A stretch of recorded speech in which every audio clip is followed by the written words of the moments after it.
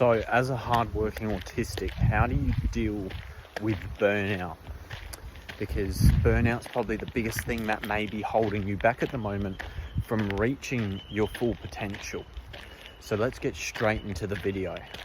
Get to know me personally with my one-on-one coaching. First call is absolutely free. Check the link out in the description. So obviously, one of the biggest problems when you start to become burnt out is that you're going to start to mask, which isn't a good thing, because how are you going to have a personal conversation and connection with someone when you're not even yourself? As an autistic that is trying to run a business, I'm having a really hard time with this, because I want to be working towards my goals, but the problem is I do start to mask the way I act, because I just need to get through the next person or the next thing. So sometimes in that regard, you need to look at what you're saying and what you're doing to a deeper level.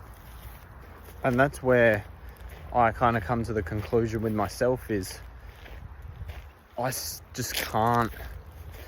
can't keep going forever, and I need to take a break when I need to take a break. And if I don't take a break, the masking issue doesn't resolve itself, and it also doesn't get any better. And then if you're just constantly trying to push yourself, you're just never gonna get anywhere. And that's in all regards to anything. That includes fitness, that includes business. If you're not resting and you're not recovering, well, then you're going to get burnt out. So how do we actually deal with this as an autistic? Because it's so difficult to deal with something that you can't control, or maybe something that you feel like you can't control. Because I know I definitely do have more control over it as of now.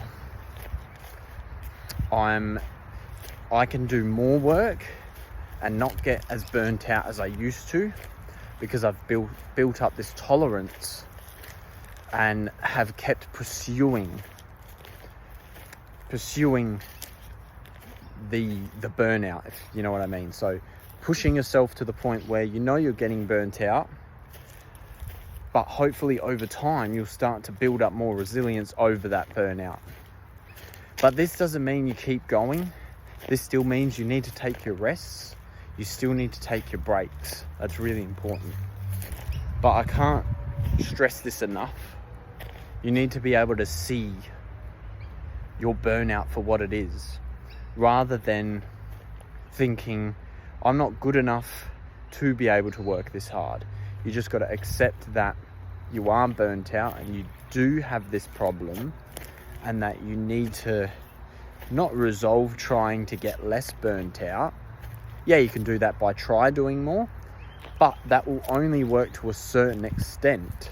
Then that won't work anymore. So I've recently just got a Garmin watch, which has really been helping me recently with tracking my sleep and my sleep schedule, which has really helped and benefited me with trying to keep on top of my stress, my burnout levels. And also there's also another cool feature, which is like stress levels. So pretty much it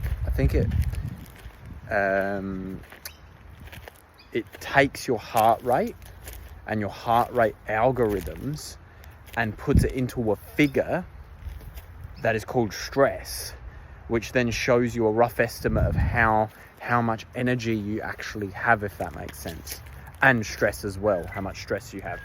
So there'll be one section which is body battery, right?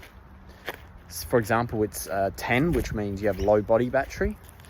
Or your stress levels, I think that's opposite those. So your stress levels say, okay, you have 50 stress, which means you're halfway stressed or something like that. So having this aid really has helped me, and it would probably help you too. If you have the money, go invest in some sort of Garmin watch or an Apple Watch or something like that, just to keep up to date with what your body is like. And sometimes for myself, I don't know sometimes if, like, I'm not confirmed if my body is feeling bad or good. Sometimes I feel like, oh, I feel bad, but I'm not 100% sure that I actually am. So this is kind of a good way to confirm, okay, am I tired? Am I stressed?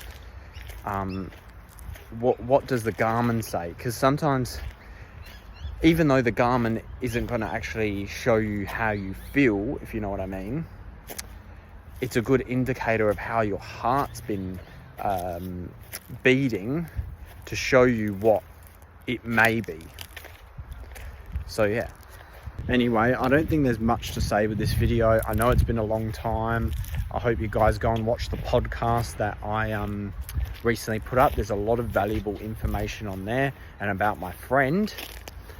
You can see that I have kind of lost my touch with making videos. I wasn't really too sure what to talk about today, so hopefully I can come up with more ideas. But if you can think of any other ideas, let me know in the comments. All right, so like and subscribe to watch more educational content about autism and how to be an independent young man on the autism spectrum.